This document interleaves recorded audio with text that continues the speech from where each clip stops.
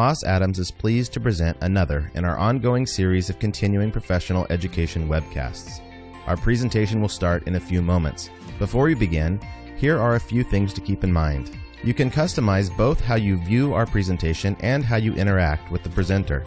For better viewing, close all other applications and turn up your speaker volume. You can also adjust window size and placement. At the bottom of your screen, you'll see a series of icons, each relating to a different aspect of our session. For example, you can click the file folder icon to download the group attendance sheet and a PDF copy of today's slides. You can ask our presenter questions during the webcast by clicking Q&A in the bottom left-hand portion of the icon bar and typing in your question. We'll do our best to answer all questions during the presentation or follow up via email. If you experience technical difficulty during today's presentation, refresh your browser by hitting the F5 key. We'll ask polling questions throughout today's presentation. Per the National Association of State Boards of Accountancy Webcast CPE standards, CPE credit will be awarded based on your participation in these polls. To respond to a poll, click the button next to your answer. If you're attending this webcast in a group, in order to receive CPE credit, you must complete our attendance sheet, available in the file folder icon at the bottom of your screen. Please have all group members sign the sheet, and please remit only one sheet per group. Also note, today's session will offer you 1 CPE credit. To receive credit, you must meet the requirements as specified by the National Association of State Boards of Accountancy. CPE credit can be awarded only to participants registered as themselves and is not available to participants who view the on-demand version. We'll track your progress and alert you when you've earned CPE credit. You can then click the certificate icon to open a PDF file you can save to your computer. We'll email a copy of your PDF certificate in 2 weeks if you can't download it today. As a reminder, the presentation you're about to see is not legal, investment, or accounting advice. We encourage you to seek the counsel of a professional service provider to apply this content to your specific circumstances. Good morning and welcome to today's webcast from Tech to Telecom, How to Navigate the FCC. We have 2 great speakers joining us for today's presentation, Eric Votaw and Cindy Hewitt. Eric, I'll pass the line over to you to get us started. Okay, thank you very much, Emily. Good morning, everybody, and thank you for attending our seminar today. Want to give a little brief background over what we do here in communications and media. We started serving the telecommunications industry around 1957, focusing primarily in the rural industry. And as our clients became more complex and interconnection grew, we've grown with our clients, and our practice has evolved. We now serve approximately 400 clients around the country.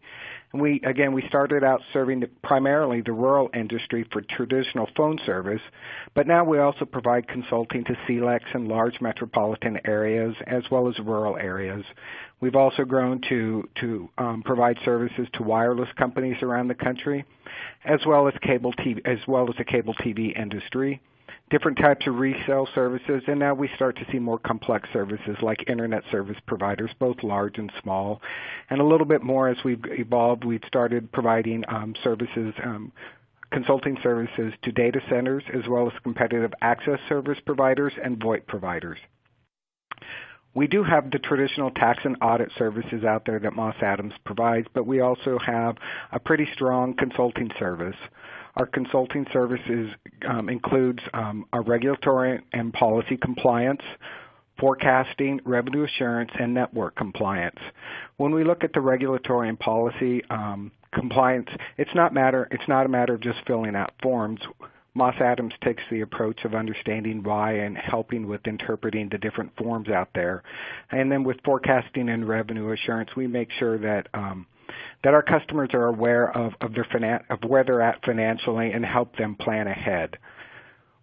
Moss Adams doesn't traditionally just take a high-level view of the way we provide our consulting services. We really roll up our sleeves and get in there and try to educate our clients as much as possible. We do have offices around the country. Right now we have offices in California, Oregon, Washington, Arizona, New Mexico, Texas, and Kansas. When we have telecom professionals that are staffed primarily in the California, Washington, Texas, and Kansas offices. We do have traditional tax and audit services in those offices, but we do in the California, Washington, Texas, and Kansas is where we house most of our telecom professionals. Moss Adams has expertise around the country. We have expertise in state and federal regulatory compliance in all 50 states as well as several of the U.S. territories. I'd say Moss Adams has done a pretty good job at making sure we have a well-rounded staff of professionals that brings a lot of experience to the industry. And as part of that, today Cindy and I would like to talk to everybody about tech to telecom and what constitutes telecommunications and how to navigate the FCC and various state agencies that are out there. So we'll start briefly here with what our agenda today will be. We'll go over the different types of telecommunications that are out there.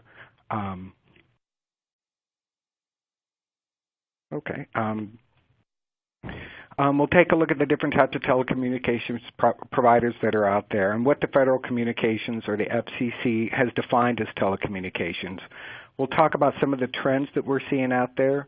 In addition, we'll go over Voice over Internet Protocol or VoIP services, and we'll talk about the different types of telecom providers as we go over Universal Services, USAC or the Universal Services Administration Company, and we'll talk about surcharges and what you have to do for your filings on that. And then we'll move on to the federal obligations that telecommunications providers have. This would include the regulatory fees, customer proprietary network information, federal excise tax, and then we'll end it with state reporting obligations, including VoIP and long distance, and we'll go over briefly some of the state tax and reporting requirements that are out there. So we're going to start off with our first polling question. I'll turn it over to Emily. All right, thank you. Our first polling question is, do you think you are a telecommunications provider? Your options are yes, no, or I don't know. And I'll give everyone a few moments to respond. To participate, please click the button next to the answer you choose and hit submit.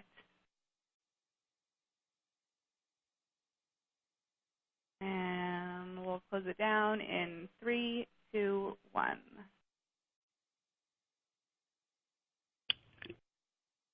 Okay, so the results that we got back here is that about 29% of you think you're a telecommunications provider, 57% do not think that you are, and 14% don't know.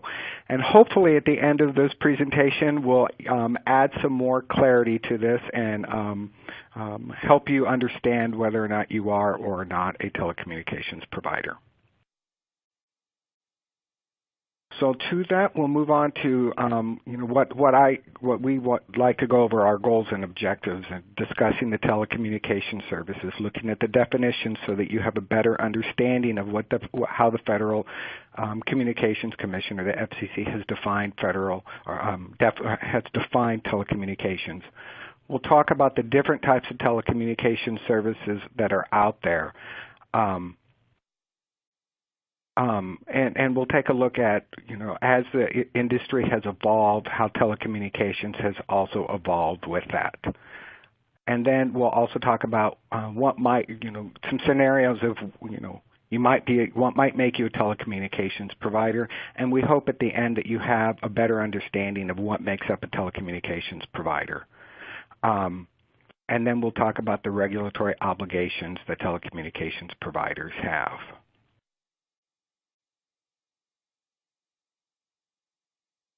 And then we'll go right into the different types of telecommunications that are out there. We'll start with what the FCC has said.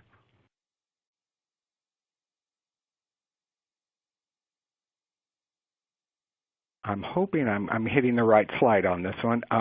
So now let's dive into the different types of telecommunications that are out there. The FCC has defined telecommunications in the 47 U.S. Code, Section 143, and I'm not going to belabor and get really technical on these federal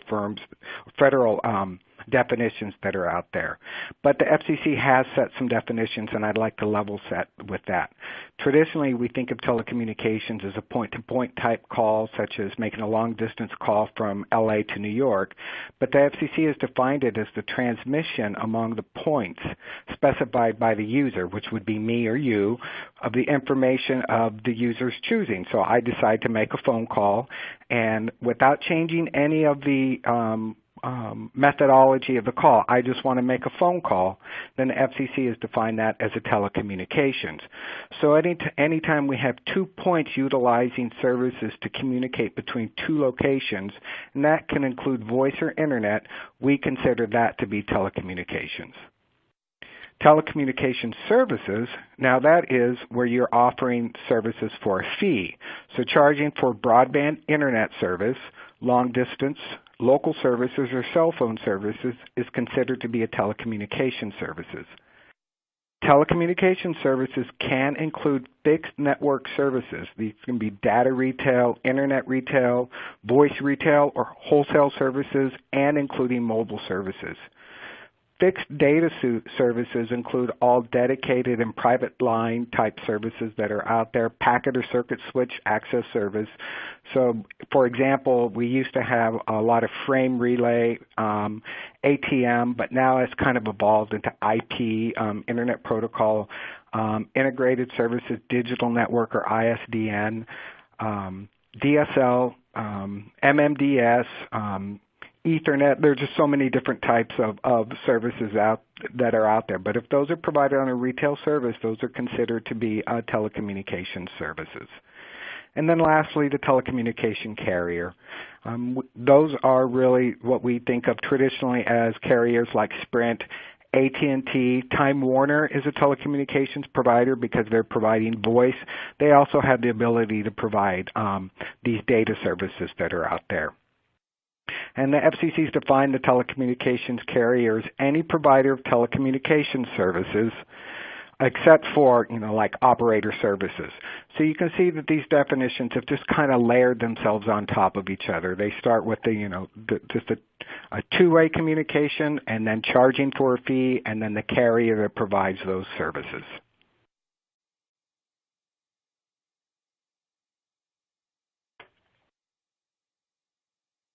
And then we have a list here of different types of telecommunications providers that are out there. I'm not going to belabor this long list that's out there, but you see the traditional local exchange carrier that provides dial tone. That would be like Verizon, CenturyLink. It could be some local rural telephone companies that are also local exchange carriers. But we also have competitive local exchange carriers that are out there that are considered telecommunications providers. Cellular telephone. The one that surprises a lot of people when I talk to them about being a telecom provider are paging services. And the FCC still does have some jurisdiction over that. Paging services have not died and gone away. It's interesting that the medical industry still uses a lot of paging services, so there are still paging companies out there. And then we have long distance and just the various different kinds of telecommunications providers that are out there. And we do have a new one out there, the wireline broadband internet access service, and that's a new definition that's come out and a new carrier that's now considered to be telecommunications. And we'll go over that here briefly later on.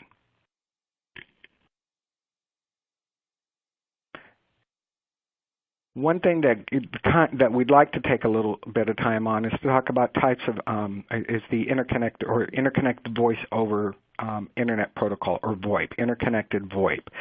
This creates a lot of confusion in the industry as to whether or not VoIP is considered telecommunications, because we think of an internet service as being an information service, and traditionally the FCC has kind of taken a hands-off approach with that and has not asserted its jurisdiction over internet.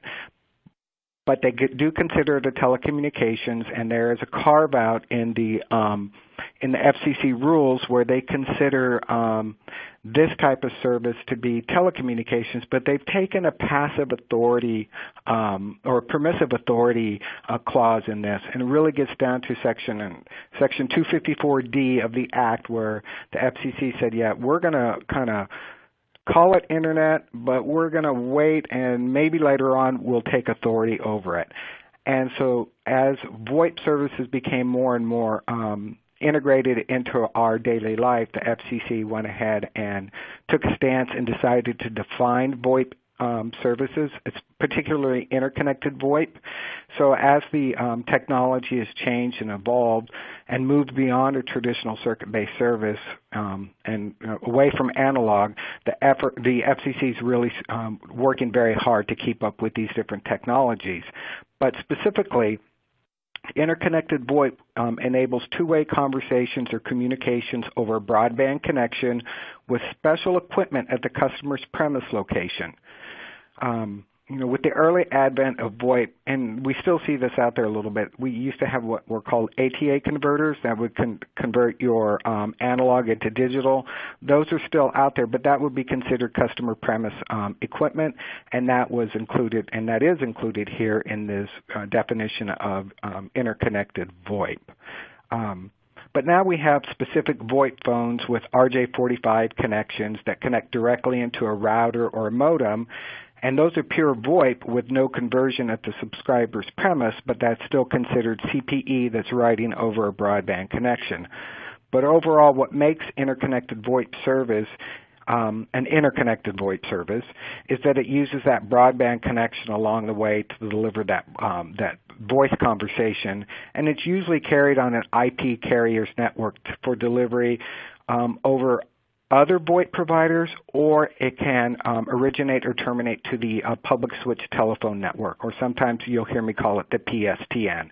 So some examples that we see in our daily life of interconnected VoIP providers, Vonage is the classic example. They have hundreds of thousands of subscribers out there, and that's pure interconnected VoIP. MagicJack is another one because you have that little dongle that hooks up to your computer and you plug your phone into it, and it's an interconnected VoIP. And then we've seen the cable companies move into the interconnected VoIP realm. Xfinity Voice Service is another one that's out there. It's using a VoIP technology. It's interconnected VoIP because it's connecting into my cable modem for the calls to go back out to the public switch telephone network. And then we'll move on to non-interconnected VoIP. This one differs a little bit from interconnected VoIP in that it doesn't require the broadband. But there's still that IP in the middle that's making the call go between a customer's equipment and to the public switch telephone network. The two biggest examples for this would be a Skype app for mobile phones, so where you can Skype between two people. Or if you have an Avaya soft phone client on your phone, that's kind of non-interconnected VoIP. It's not going out over a dedicated network. So those are types of non-interconnected VoIP services that are out there.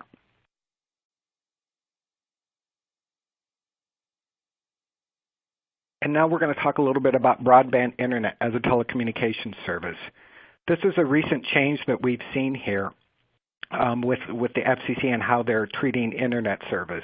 So back in February 2015, the FCC issued an order making broadband internet service a telecommunications service.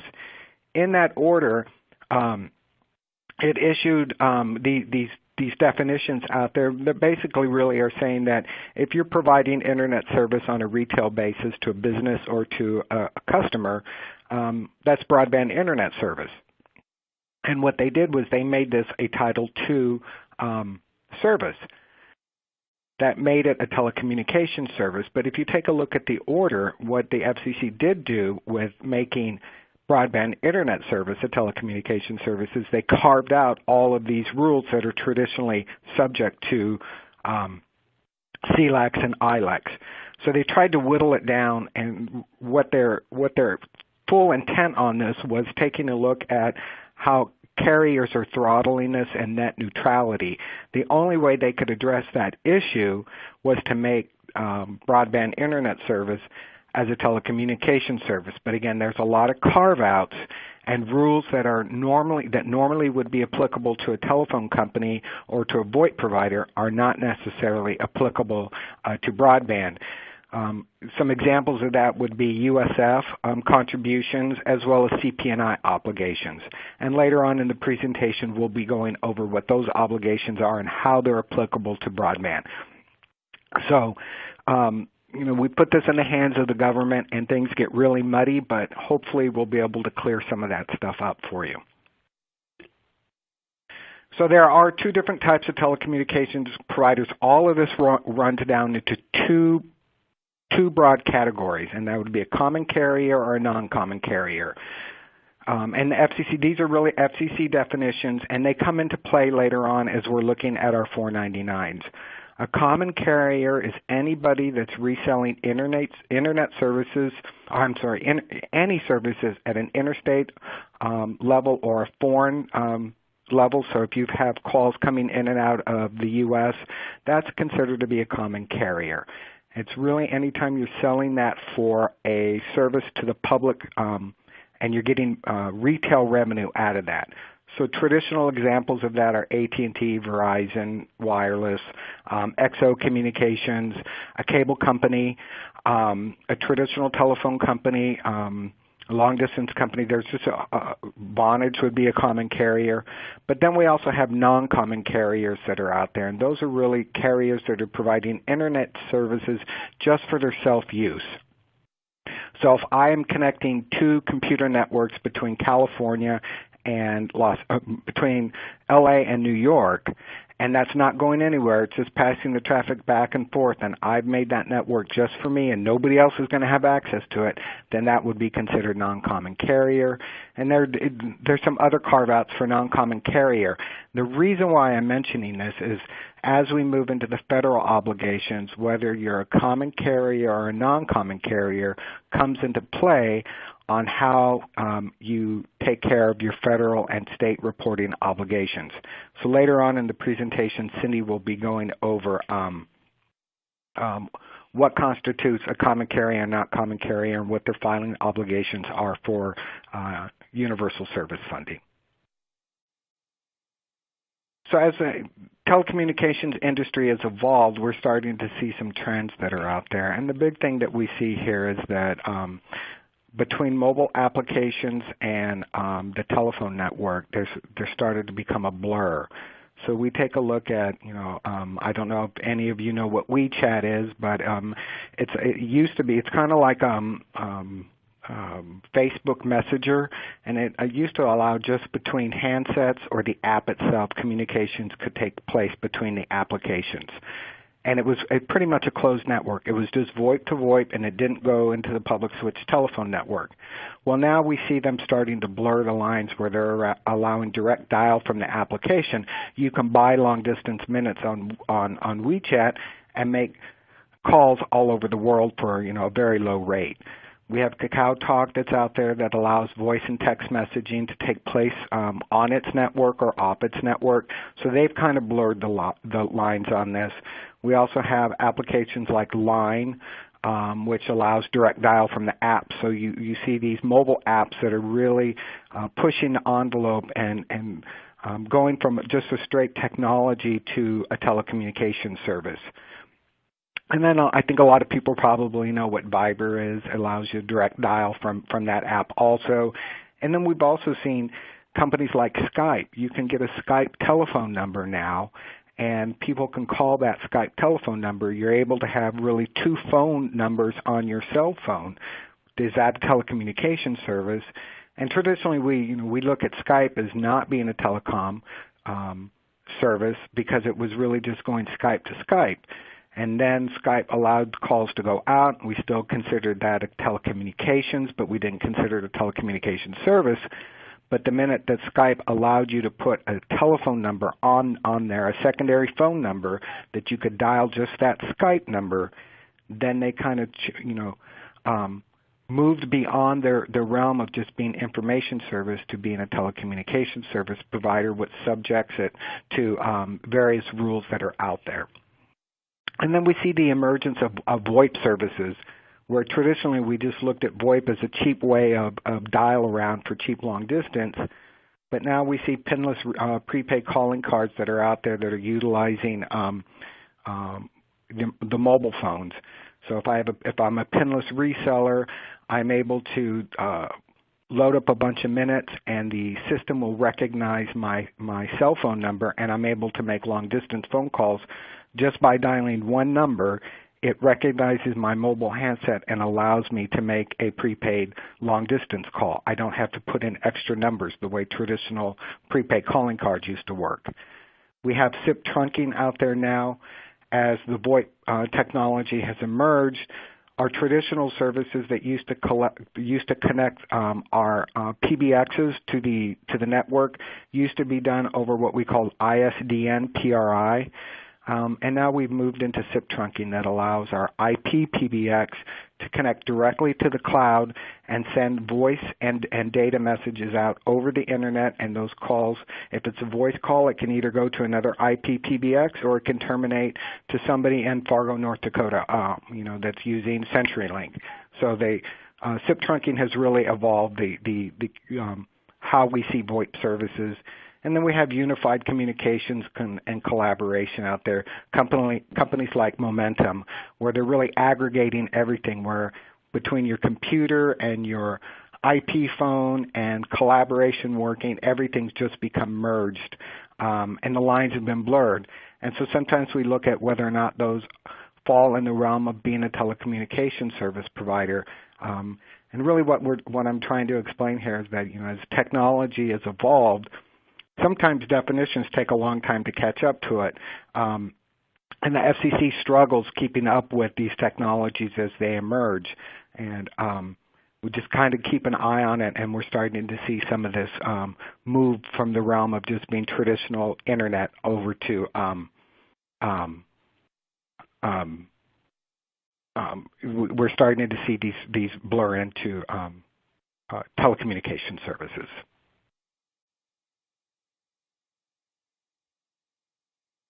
So common carriers are your long-distance carriers, broadband service providers, VoIP providers, and then non-common carriers are those that are not offered for resale. So we'll go to our next polling question. I'll give that to Emily. Okay, our second polling question is, which jurisdiction does your company provide services for? Your options are local, interstate, international, or none of the above. And as a reminder, if you'd like to earn CPE for today's webcast, you will need to respond to at least 3 of the 4 polling questions. You all a few more seconds to make your selection. And let's take a look at our results. Oops. So we see about 16% of the participants are local. About 29 are saying interstate. 8% are consider themselves international, and then about 45% consider themselves none of the above.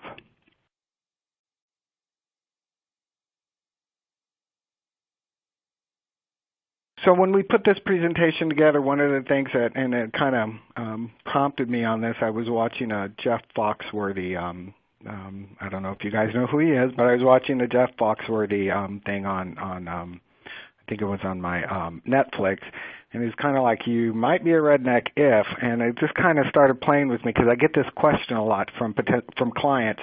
So I kind of played along with it and I said, you might be a telecom provider if, and there's a list of different things that are out there. If you're selling mobile applications that connects to the telephone network, then you might be a telecom provider.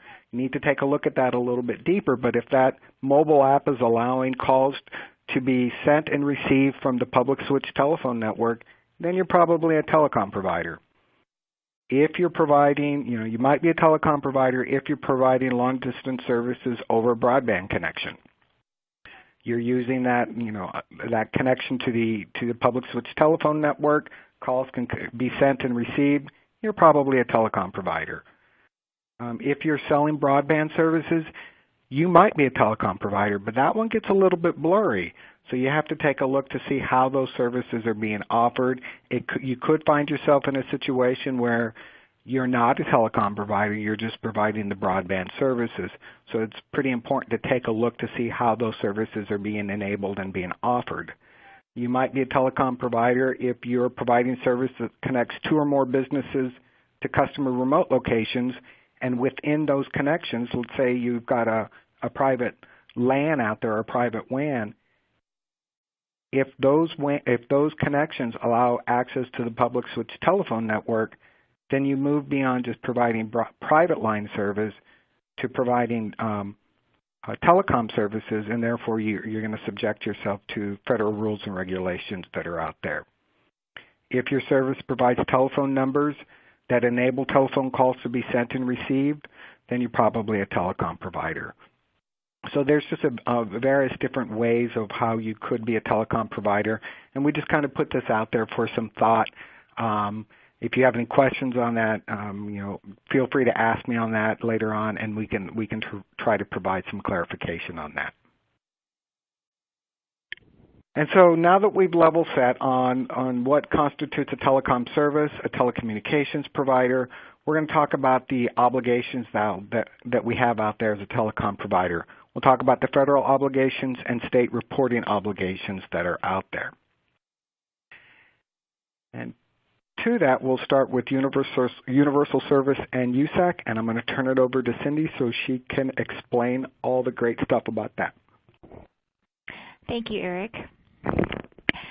First of all, what is universal service? Universal service is a funding mechanism that allows comparable services and pricing to customers in rural and remote areas as to customers in urban areas. This funding basically allows service providers to be able to offer services in areas that would otherwise be cost prohibitive, and also to be able to offer those services at prices that consumers can afford. Universal service is funded by contributions by telecommunications companies. Most companies choose to pass these charges on. That is at the company's discretion whether they want to pass that on or not. If you do choose to pass that charge on, it must be clearly labeled on the bill as a universal service charge in order to follow the truth in billing rules that are currently in place. A company also is not allowed to recover more from their consumers than they are currently contributing to the fund. So you have to kind of watch that you're not overcharging your customers compared to what you're contributing. There are 4 programs that follow under the universal service and are funded by these contributions. The first one is Lifeline, which allows for reduced landline or cell phone service for qualifying low-income consumers. The next program is High Cost, which is used to reimburse companies who are making investments in areas where costs to provide the services are above the national average compared to other places to provide those same services. Rural Health Care allows for discounts on phone and internet services to rural health care providers. And schools and libraries, which you maybe have often heard to referred as E-rate, currently provide discounts on phone and internet services to schools and libraries. And those discounts will vary. Those discounts are based on the percentage of students eligible to be enrolled in the National School Hot Lunch Program. So that will vary from school to school.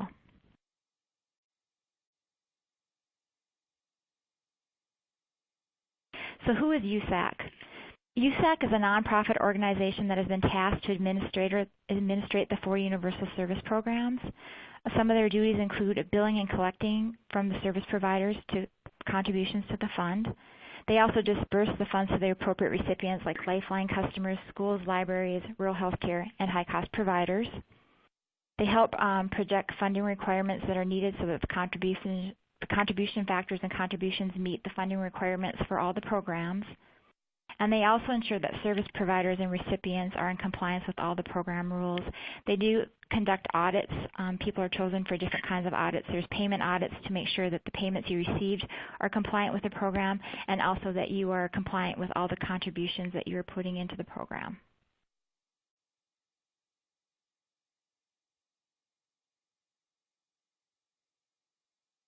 So how does USAC determine how much a company has to contribute? Companies are required to file 499 forms with USAC up to 5 times a year. These filings consist of 4 quarterly filings in which you are reporting previous actual revenues from the previous quarter and next quarter's projected revenues. Then there's also an annual filing where you basically true up your 4 quarterly filings, and that's based on your actual revenues from the previous year. These filings are used to calculate how much your contributions are going to be to the fund. Each quarter you're given a new amount that you have to contribute, and then you're billed on a monthly basis based on what they feel your contributions need to be to the fund. So the next question is, who is required to file a 499? And basically, Eric touched on this a little bit, but it basically boils down to all interstate and international providers of telecommunications are required to file a 499 form. There are a few limited exceptions that will be discussed in a couple slides. And here again, I have the definition of what the FCC considers to be a telecommunication provider, which Eric has previously discussed.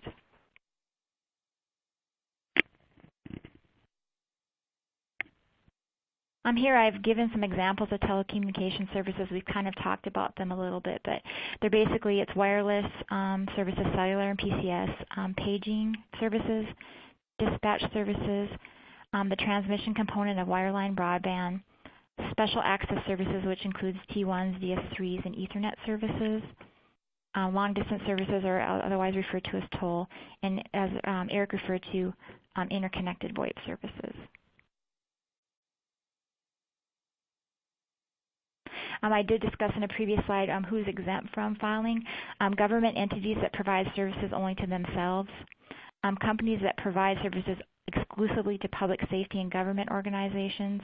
Broadcasters, nonprofit schools, libraries, and healthcare providers are exempt from the filings.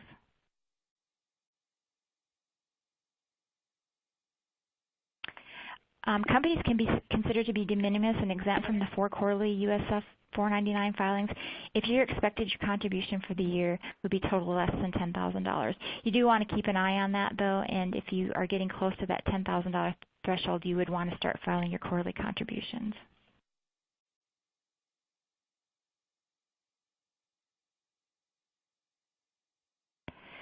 So if I have to file a 499 form, how do I go about this? All filings for 499 as of last year are required to be filed electronically on the USAC e-file site. And a link has been provided here in case you would have to look where you would need to do that. Prior to your first filing, you'll need to apply for a federal registration number with the FCC. This is also commonly referred to as your FRN number. Once you've obtained this FRN number, you must apply for a filer ID with the USAC. And instructions on how to obtain the filer ID is on the USAC site. Once you get all that information, then you'll need to go in and set up users and certifiers so that you are able to transmit the stuff on the e-file system. And all 499s must be filed online by an official officer of the company, so they need to be set up in the e-file system also.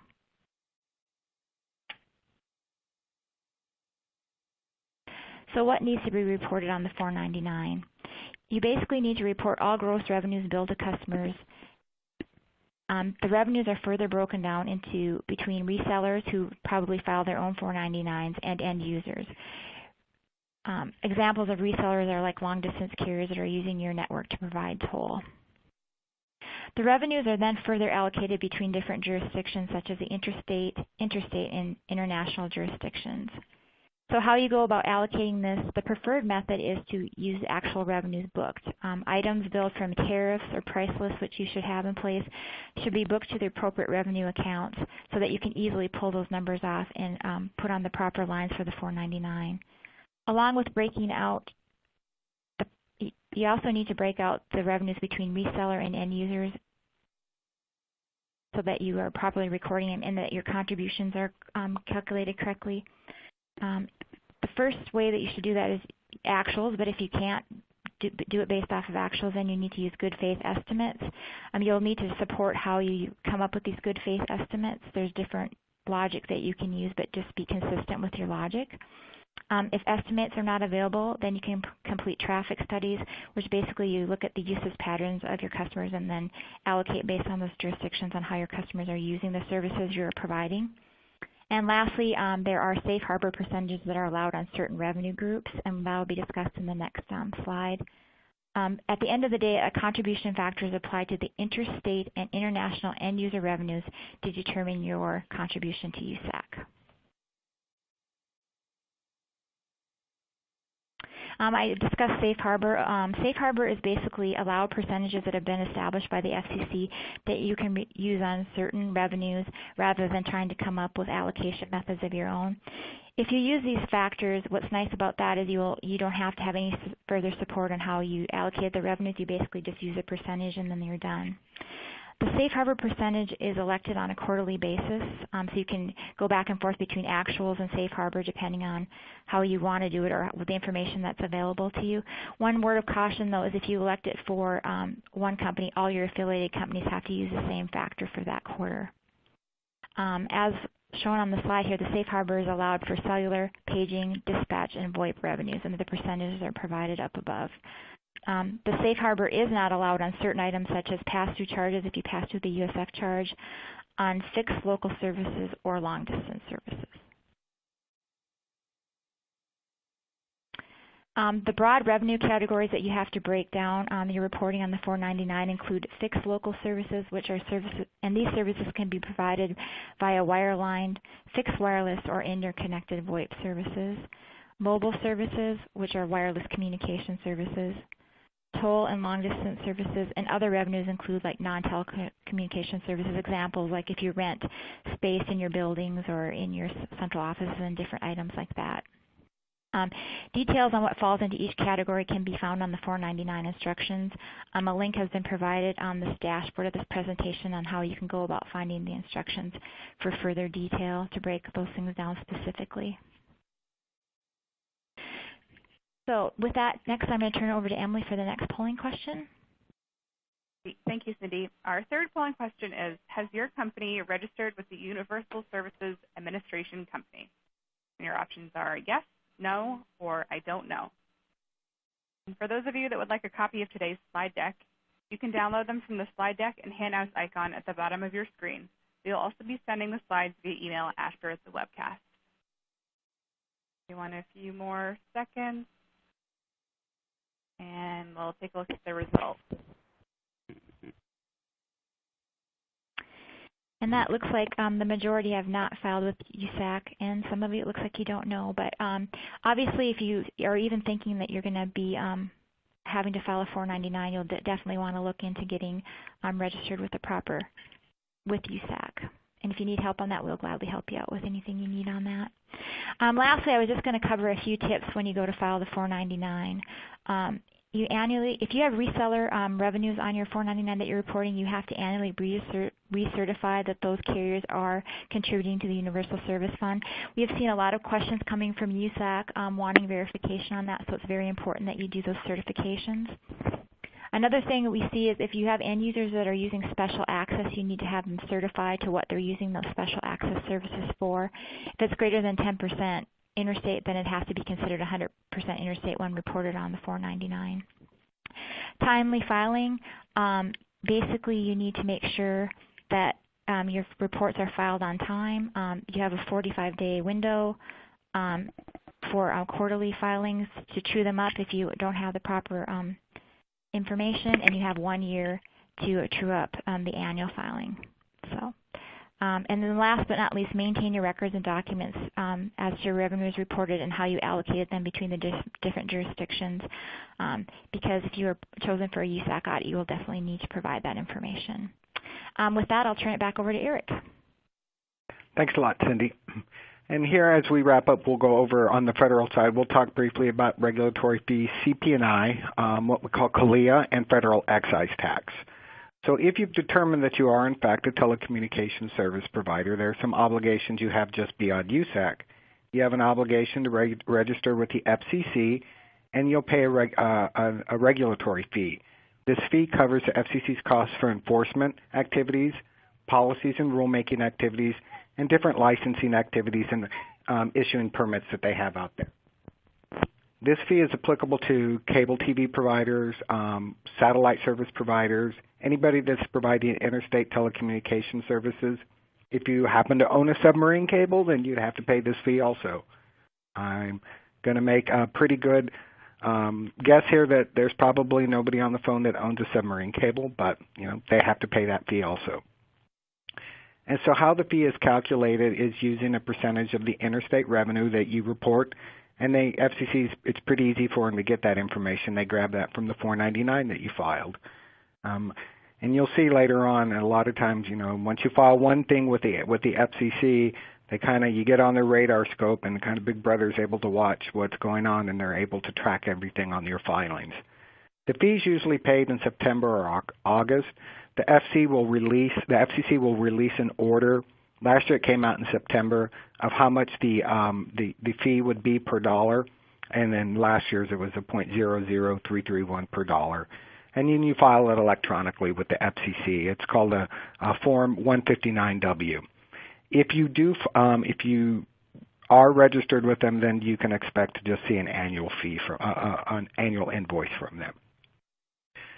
And then moving along, if you are a telecommunications service provider and you are in fact providing voice services, one of the things that the FCC has put out there is what we call CPNI, Customer Proprietary Network Information.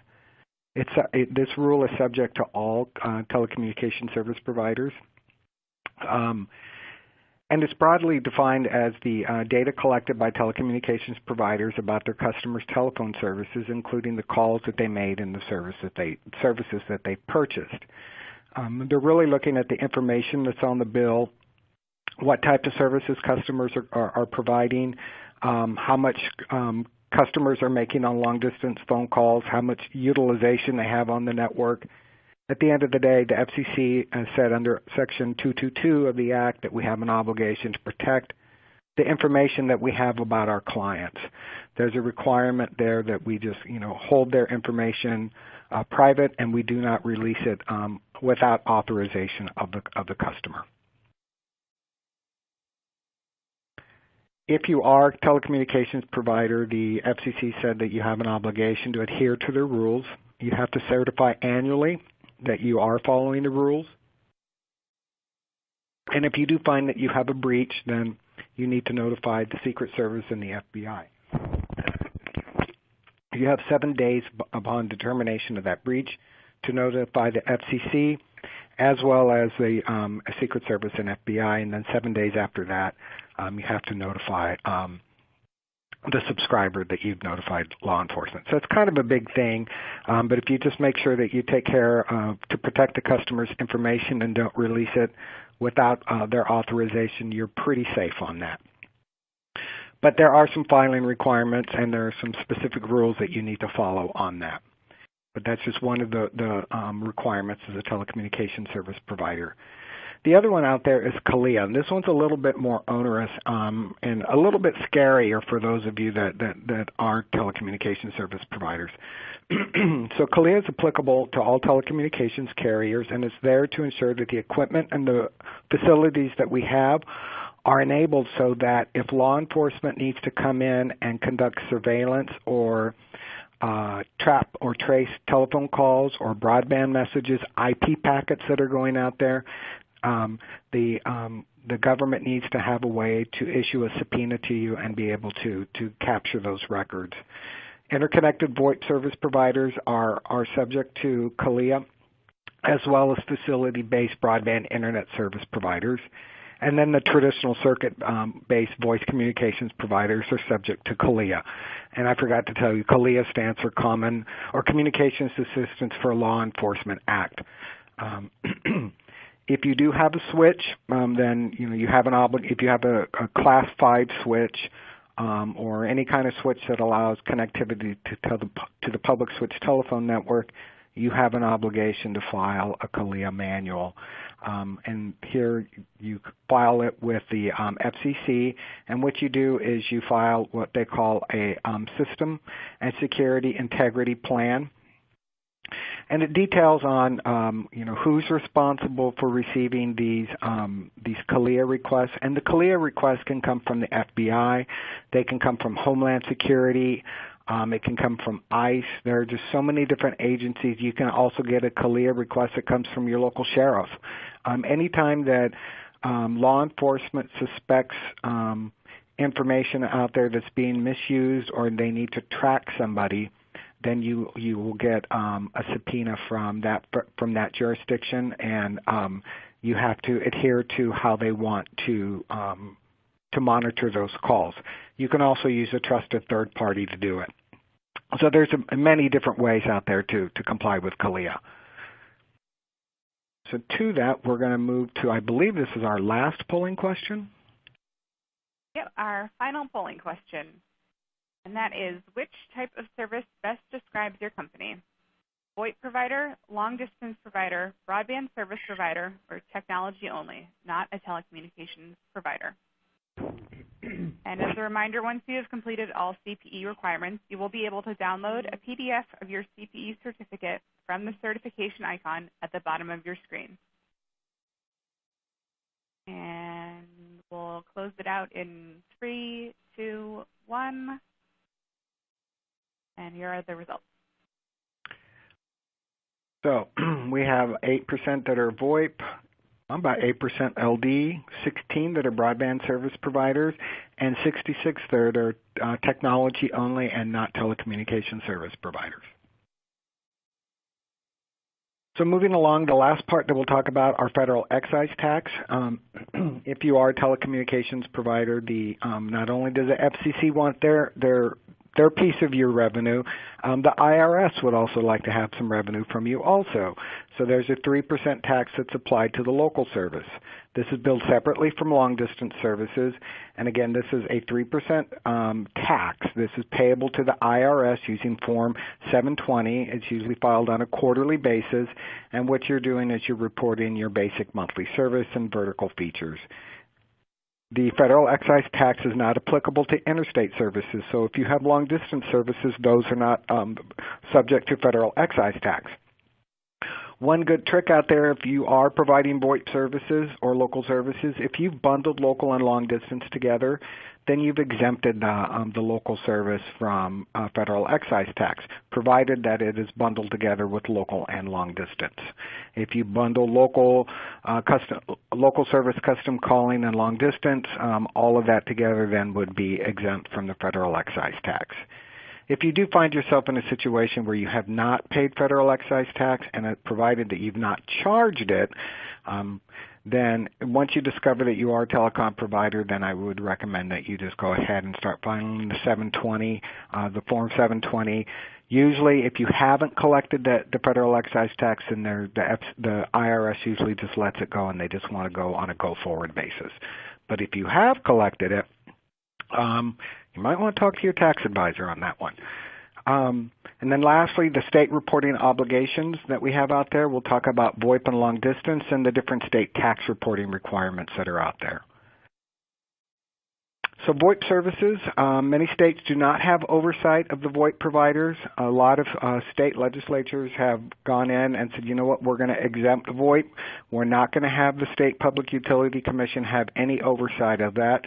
We see here in particular, California does not have jurisdiction. The California Public Utilities Commission, the New York Public Service Commission, the New Jersey BPU, and those different areas do not have, the state commissions do not have jurisdiction over the VoIP provider.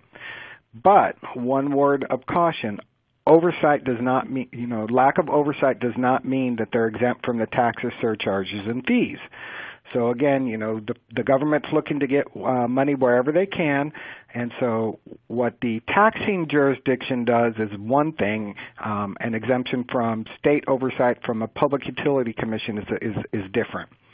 Long-distance services providers, most states will have jurisdiction over that long-distance service, whether it's a prepaid calling card or a pinless prepaid.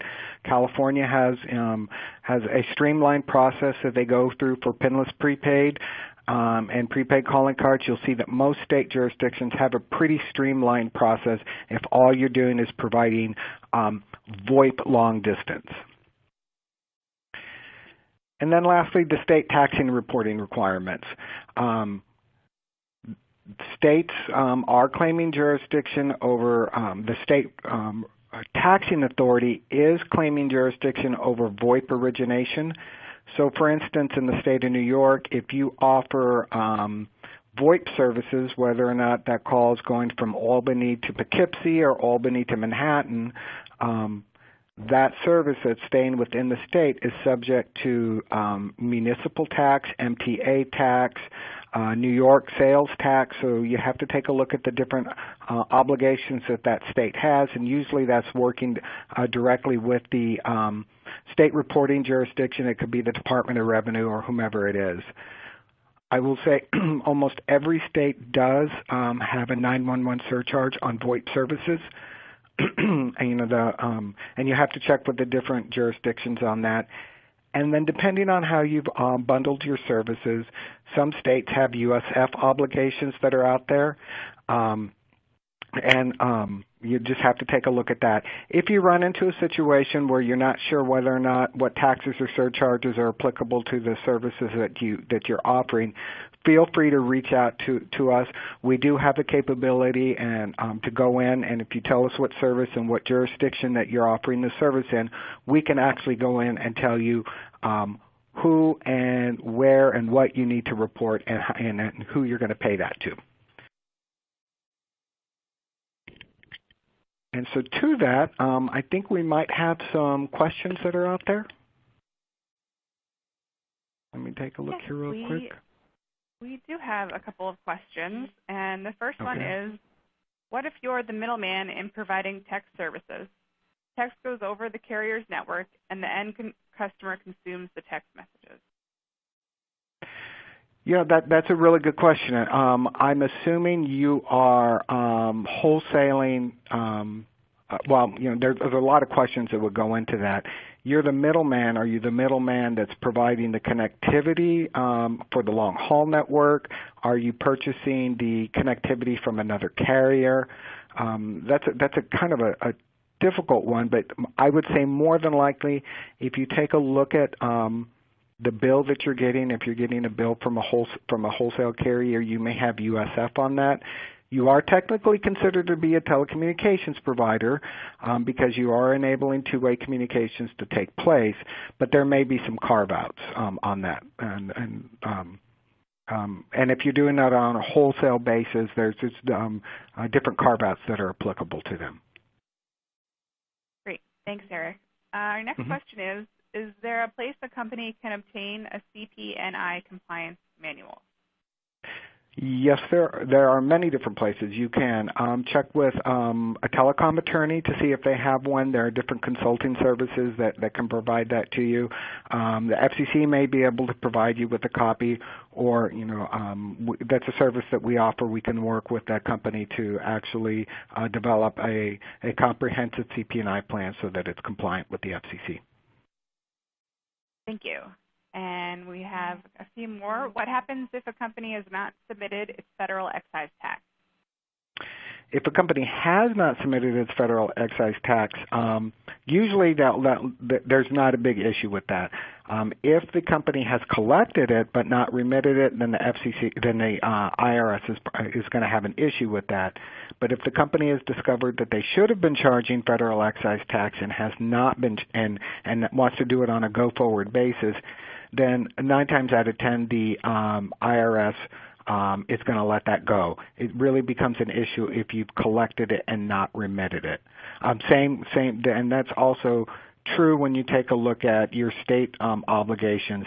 If you've been collecting state taxes and not remitted it to the proper state jurisdiction, then you can run into trouble with that. All right, we have time for one more. How far back can USAC charge if USF fees if I have been a telecom provider? That's a really good question, too. In our discussions with USAC, where we've had situations like this, USAC says they can go back forever. So what that means is if your billing systems and paperwork you've determined that you are a telecom provider and you have all your paperwork in place and you can go all the way back to day one when you started providing telecom services, then USAC can come in and ask for an audit all the way back to day one. But usually if you find yourself in a situation where you are now a telecom provider and you need to start working with USAC, we recommend that you give them a call and negotiate with them. You can always call USAC anonymously and not tell them who you are and then work through it and then, come out into the light. Or you can also work with an attorney, or, we do this a lot. We'll call on behalf of a client and try to get a settlement negotiated, and then from there we'll bring the client out into the light and move forward from there. Great, thank you. And I believe that's all we have time for questions today. Thank you, Eric and Cindy, for a great presentation. And as a reminder, if you attended today's presentation in a group and would like to receive CPE credit, you must complete the group attendance sheet in order to receive the credit. If you participated as an individual and met all certification requirements, your certificate is available to download now in the CPE icon at the bottom of your screen. Open the icon and click the printer icon in the lower right corner to download a copy. I'll keep the webcast console open for a few minutes to give you time to download now. A copy of your CPE certificate will be emailed within 2 weeks should you have any difficulty downloading it now. Here is a link to an online survey where you can provide feedback on today's presentation. Please take a moment to complete this survey as your feedback is very important to us. Thank you for joining us, and we hope you'll join us again next time.